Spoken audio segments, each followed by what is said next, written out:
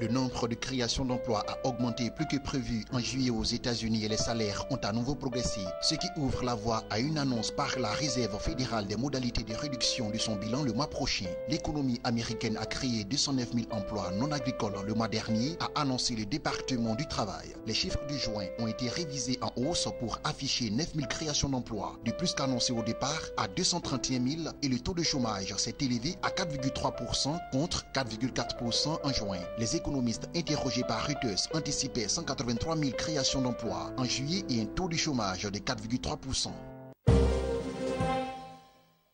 La Chine et les États-Unis ont réalisé au premier semestre 2017 des volumes de vente aux enchères d'œuvres d'art comparables dans un marché en hausse de 5,3% grâce au succès de l'art contemporain, selon le rapport semestriel d'ArtPrice. Quelques 2,239 milliards de dollars pour les États-Unis et 1,999 milliards pour la Chine qui perd sa place de leader mondial acquise en 2016. Les deux rivaux se tiennent dans un mouchoir de poche, indique le leader mondial des banques de données sur la cotation et les indices de l'art. Le rapport semestriel sur les enchères de fine art, peinture, sculpture, dessin, photographie, estam, installation dont l'AFP a l'exclusivité a été réalisé par ArtPrice en collaboration avec son partenaire institutionnel chinois Artron.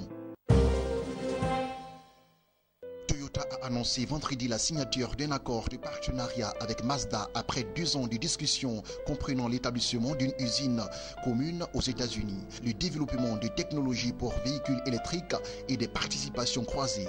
Les deux constructeurs japonais qui avaient entamé un dialogue en mai 2015 pour évaluer comment utiliser au mieux les atouts respectifs de chaque compagnie ont décidé de franchir un pas supplémentaire. Il s'agit de surmonter les défis pressants qu'affronte l'industrie automobile avec des régulations environnementales et de sécurité qui se durcissent et l'arrivée de concurrents venus d'autres industries comme Tesla ou Google.